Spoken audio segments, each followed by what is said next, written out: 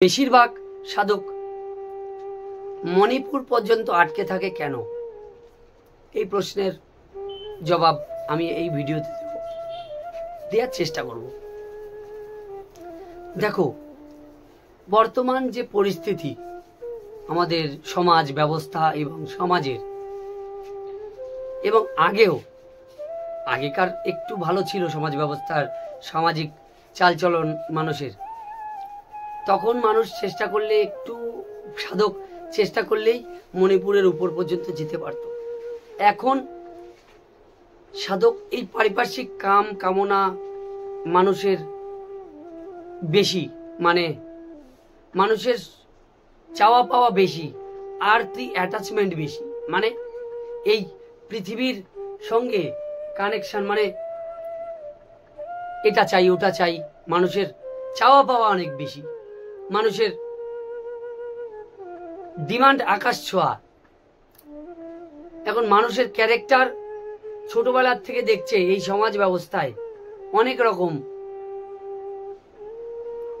দৃষ্টিভঙ্গি খারাপ।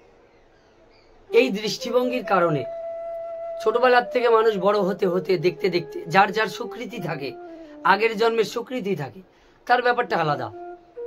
আর যার স্বীকৃতি না থাকে, তার স্বীকৃতিবান লোকেরও কিন্তু এই সমাজে পড়ে তার পতন হওয়ার সম্ভাবনা থাকে।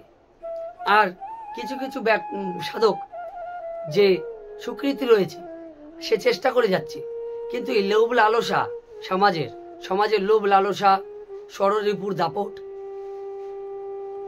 সবচেয়ে বড় বাধা হচ্ছে মণিপুর চক্রের উপরে যাওয়া।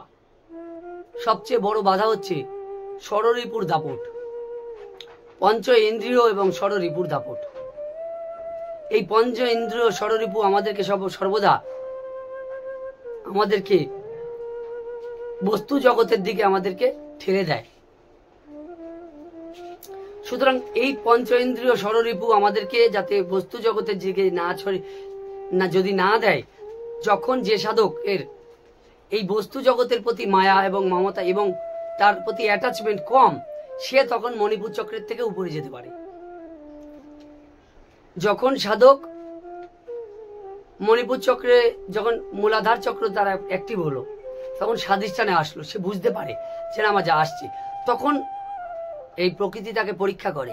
প্রকৃতি মা, প্রচুর পরিমাণে কাম কামনা বৃদ্ধি পায়। কামনার জ্বালায় সে সহ্য করতে পারে না।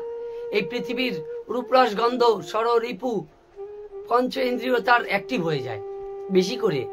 যাতনা না অ্যাক্টিভ ছিল, মূলাধার চক্র থেকে স্বাধিষ্ঠানে যখন আসলো প্রচুর অ্যাক্টিভ হয়ে যায়। এই সময়ে মানুষ সাধকের বেশি পতন ঘটে। মানুষ মানে সাধক সহ্য করতে পারে না। এই সময় গুরু যদি প্রকৃত গুরু হয়, তোমাকে সঠিক জায়গায় গুরুর নৌকায় বসিয়ে তোমাকে এগিয়ে নিয়ে যাবে। আর এখানে এই সময় গুরু যদি সঠিক না হয়, তোমাকে কিন্তু সঠিক পথের দিশা দেখাতে পারবে না। কারণ গুরু নিজেই যদি মণিপুর চক্রের উপরের লোক না হয়, তোমাকে কি করে মণিপুর চক্রের উপরে নিয়ে যাবে? গুরু নিজেই তো কাম কামনায় ভরা, তোমাকে কি করে নিয়ে যাবে? এখন এমন গুরুর চরণে সমর্পণ করা উচিত যারা কেন এখন বলবে কি করে আমি বুঝবো যে গুরু এর থেকে ঊর্ধ্বে? কিছু জিনিস দিয়ে বুঝতে হয়, সেগুলো তোমার স্বীকৃতি থাকলে বুঝতে নিশ্চয়ই পারবে। এবং গুরুর ভাবধারা দ্বারা বোঝা যায় যে গুরুর পয়সা কড়ির, আমার থেকে পয়সা কড়ি কত নিচ্ছে, পয়সা কড়ির খায় আছে কিনা, কিংবা কতটা লোভ লালসায় ভর্তি গুরু, সেসব দেখে বোঝা যায় যে সে মণিপুর চক্রের নিচে না উপরে। একটু আলাদা হবে সে অন্য লোকের থেকে, যে সেরকম গুরুর চরণেই সমর্পণ করা দরকার। এখন এই আর্থি অ্যাটাচমেন্ট গুলো আমাদেরকে এক এক করে নিচের দিকে নিয়ে যায়। এই জন্য মণিপুর চক্র পর্যন্ত গিয়ে, মণিপুর যখন স্বাধিষ্ঠান থেকে, যখন মূলাধার স্বাধিষ্ঠানের পরে যখন মণিপুরে যায়, এবার মণিপুরের কিছু মানুষের, মানে সাধকের অনেক, মানে কিছুটা কমে আসে, কমবে তা না, তখন অহংকারও থেকে যায়, অহংকার প্রচুর পরিমাণে এসে যায়। তাই বলবো, সাধকরা, যারা সাধক, তাদের সঠিক গুরু একমাত্র এই বেড়াজাল, এই নিচুর স্তর থেকে উপরের স্তরে তোমাদেরকে নিয়ে যেতে পারে। যারা নিচের স্তরের গুরু তারা তোমাকে উপরের স্তরে, হ্যাঁ তোমার কর্মগুণ থাকলে তুমি গুরুর চেয়ে উপরে উঠে যেতে পারো, এবং স্বীকৃতি থাকলে। আর যদি তা না থাকে তোমার হবে না, যেতে পারবে না। সুতরাং সর্বদা গুরুর চরণে সমর্পণই একমাত্র পথ। সদ্গুরু, উল্টোপাল্টা গুরু না, সদ্গুরুর চরণে সমর্পণই একমাত্র পথ। সেই পথ তোমাকে আগে এগিয়ে নিয়ে যাবে।